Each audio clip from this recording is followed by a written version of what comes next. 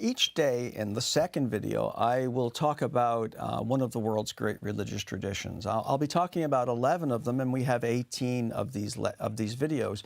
So in the other videos, I will also talk about some of the tools or methods that we use in the academic study of religion to study the world's religious heritage. But today, before that, I'd like to say a few words about how Sir John Templeton's approach relates to the more formal academic study of religion. And one thing to keep in mind is that although Sir John sees his book as what he calls an academic study program, and he organized it so that it was 40 weeks long with lessons for 5 days in each week, it does differ from the academic study of religion in that his focus is clearly not just intellectual, but it's also profoundly spiritual. It's profoundly personal. And I can say that that is also true for me. I've been teaching religious studies or comparative religion for almost 30 years now in public universities. And so I have always tried to keep the personal and the academic distinct. But in this setting, that's not really necessary. And if I weren't passionately interested in religion and even a religiously sensitive person myself, I probably would not have dedicated 30 years to talking about religion. It's the only thing I'm really interested in. I talk about it and think about religion constantly. And it's pretty clear that that was true for Sir John Templeton as well. As he writes, "The limitless potential of wisdom from world's religions can be so powerful when shared." That's an eminently practical interest. It's not a merely academic interest. I mentioned in the last video that Sir John Templeton has given 200 spiritual laws. These ordering principles or spiritual laws can also be thought of in terms of of the Sanskrit word dharma. And dharma comes from a root in Sanskrit that means that which holds everything together, that which sustains things. And so these ordering principles are Sir John's attempt at trying to express the eternal wisdom that is always there, whether there's a planet Earth and a human race or not. It's something like, I suppose, the rules of arithmetic, which in one way or another, in a universe like ours, would be invariant. And so the dharmas or the spiritual principles are always the same. A good example is that of the Golden Rule. It doesn't vary from one context to the other, even if it's expressed in different languages. Or the gesture of human beings in praying. Most human societies have had people who pray. It's very rare to have a society before the 20th century in which there was a kind of a rejection of prayer by the government.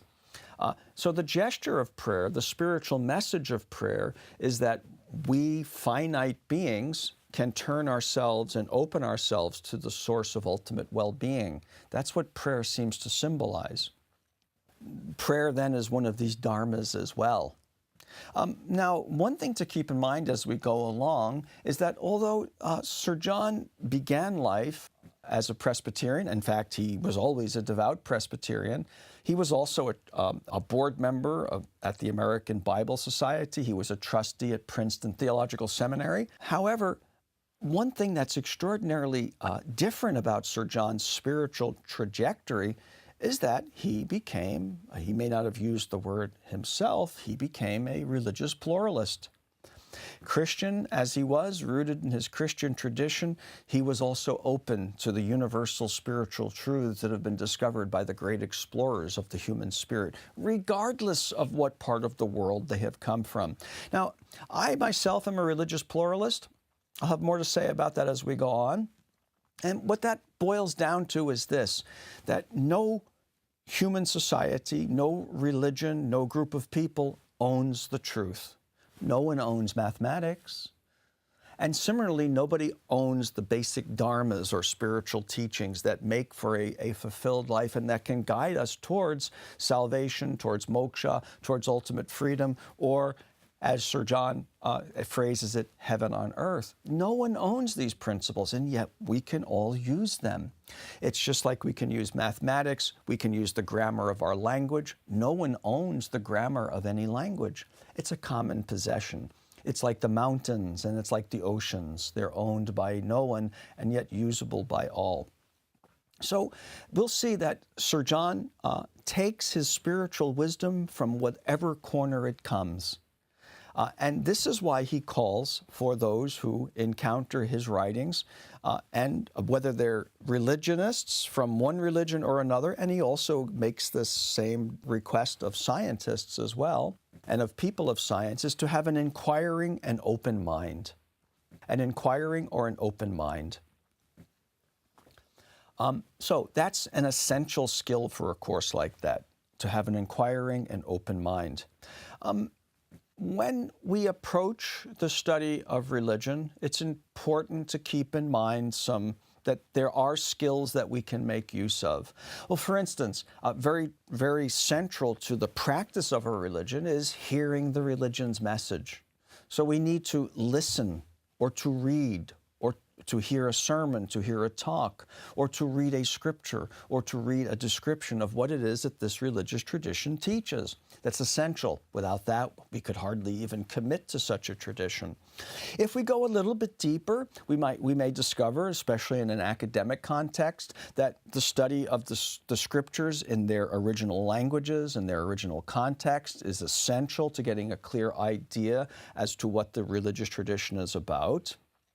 If we go deeper, we may find ourselves engaged in field work, engaged in archaeological activities, all of the other traditional practices of a university involving the learning of languages and the learning of history, the study of ancient periods of time. Other disciplines also these days are starting to be brought in from the sciences, as in contemplative neuroscience, which study the effects of prayer and meditation upon our brain, and the relationship in positive psychology between spiritual practices and the reduction of stress and the increasing of human flourishing. This is all now part of the study of religion. And those are intellectual skills, academic skills, scientific skills. Alongside the first set of personally cultivated skills that are essential to deepening one's grasp of one's religion, hearing, reading, participating in community, are a number of special skills that need cultivation. One is, instead of not merely to just read or to hear the sacred text or sacred expressions of our tradition, but to deeply reflect upon them. Meditative study or reflection. You know, we have so many distractions in our lives today. I mean, there's a smartphone, there are computers, there are just so many distractions. And we often give a lot of attention to these distractions. I can become so absorbed in my smartphone that I forget everything else. Imagine if we had that kind of absorption in a sacred text, that we completely forgot the world around us, sort of like when you get caught up in a good movie or a good book. That kind of concentration that leads to absorption. This is the kind of reading of sacred text or the hearing of sacred information that can really make an impact upon your life and your consciousness. Flowing naturally from that kind of reflective or meditative study is prayer and meditation. In fact, it's hard to imagine having a vital spiritual life without engaging in some kind of spiritual practice like this, prayer and meditation.